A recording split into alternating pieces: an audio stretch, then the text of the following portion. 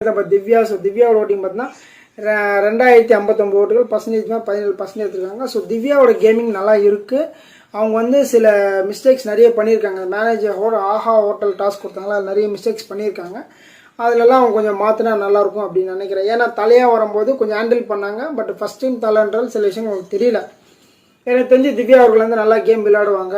அவங்கள அந்த பொட்டன்ஷியல் இருக்குது அப்படின்னு நான் நினைக்கிறேன். ஸோ அவங்களோட கேம் வந்து இம்ப்ரூவ்மெண்ட் பண்ணலாம். எனக்கு தெரிஞ்சு கொஞ்சம் இம்ப்ரூவ்மெண்ட் பண்ணிட்ட மாதிரி தான் இருக்குது. பட் வந்து இவங்க வந்து இவங்க ஒரு குரூப்பிசமாக ஒன்று க்ரியேட் பண்ணி வச்சுருக்காங்க. யாருன்னு கேட்டிங்கன்னா வந்து நம்ம திவ்யா, சாண்ட்ரா மற்றும் பிரஜன். ஸோ இவங்க 3 பேருமே ஒரே இடத்துல வந்து ரொம்ப ஆக்குப்பை பண்ண மாதிரி இருக்குது. இதெல்லாம் வந்து கொஞ்சம் அவாய்ட் பண்ணால் நல்லாயிருக்கும்னு நினைக்கிறேன்.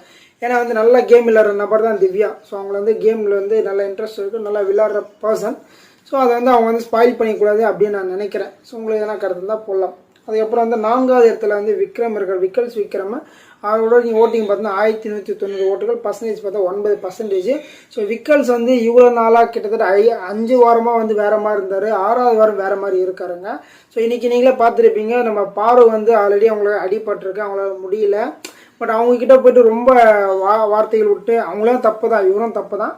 பட் நம்ம என்ன நினைப்போம், ஸோ அந்த பொண்ணு அடிபட்டிருக்கு, ரொம்ப அந்த பொண்ணை டிஸ்டர்ப் பண்ணக்கூடாது நம்ம பார்ப்போம். பட் வந்து விக்ரம் வந்து அவங்க கேம் விளையாடும் போதே வந்து ஸ்டார்ட் பண்ணுறாங்க வந்து இது வந்து ஃபவுல் கேம்ன்ற மாதிரி வந்து சில விஷயங்கள்லாம் பேசிட்டு இருந்ததெல்லாம் வந்து அவர் அட்ரஸ் பண்ண விஷயமே கிடையாது. ஆடியன்ஸாக வந்தீங்களா, ஆடியன்ஸ் வேலை மட்டும் தான் பார்க்கணும்.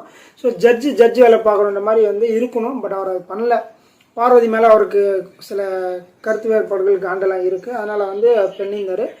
கிரவுண்ட்லேயுமே வந்து பார்வதியோட சண்டை போட்டது, அது முடிச்சு வீட்டுக்குள்ளேயுமே வந்து சண்டை போட்டிருந்தார். கொஞ்சம் இது பண்ண மாதிரி பாடிஸை கொஞ்சம் கிண்டல் பண்ண பார்வதியும் பண்ணாங்க.